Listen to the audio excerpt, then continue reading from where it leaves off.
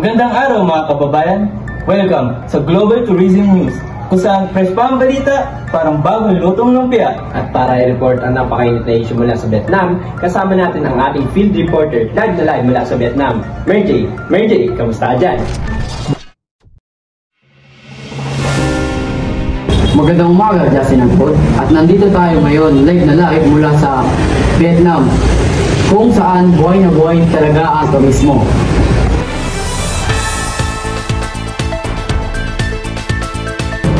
At ngayon, pag-uusapan natin ang mga positibong epekto dito sa Vietnam. Una, maraming trabaho ang nabuo mula sa hotel staff, tour guides, hanggang sa banh mi vendors na mabilis pa sa wifi. Tignan mo to, 3 seconds lang gumawa ng banh mi, para magic pero bird version. Tourism also helps preserve culture tulad ng Hoi An Lantern, water puppet theater, at street food tradition. Kung may award lang ang street food, panalo na sana ang Vietnam. Kamusta ka dyan, partner? Ayos lang ako dito, partner. At ngayon, pag-uusapan natin ngayon ang mga negatibong epekto ng tourism. Pero syempre, hindi lang puro saya. Sa Halong Bay, grabe ang overcrowding. Yung mga bangka, mas dikit-dikit pa sa mga taong nakasail sa Divisoria. Dahil nga sa dami ng tourist, may polusyon, basura, at minsan disrespect sa nature. Uy, kuya, huwag dyan oh, may trash bin dyan oh, huwag dyan sa dagat. Sa coastal area, tulad ng Danang, mabilis ang construction. Ang mga isda, nagre-reklamo na. Boss, nasa yung dating bahay namin.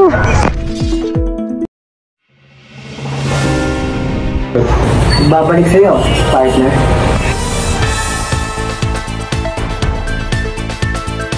Now, para sa SDGs and sustainability efforts mula sa SDG 11, Sustainable Cities and Communities, Vietnam is leveling up with eco-buses, cultural protection zone, at mas safe na tourist spot. Safe, pero hindi ko marirekomenda ang tumawid ng walang tingin. At mula sa SDG 12, Responsible Consumption and Production, Hotel Use Less Plastic, Promote Refillable Bottles, and Mag-U Eco Certification. Yes, Justin, may bamboo straw dito. No bon, hindi siya pang-agat pag gutom ka.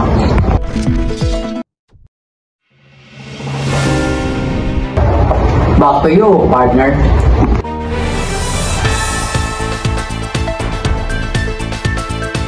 At mula sa SDG 13, Climate Action, nagpaparami sila ng renewable energy, nagre-restore ng coral reef at nagpaprotect ng forest. Community visit tourists. Sa Sapa, Mekong Delta, locals welcome to tourists para sa farm, craft, at sumali sa cultural experience. Pero don't worry, wala akong elimination round. Dito, reality show. At Yan nagtatapos ang aming ulat mula sa Vietnam. Balik sa inyo, Justin at Bon.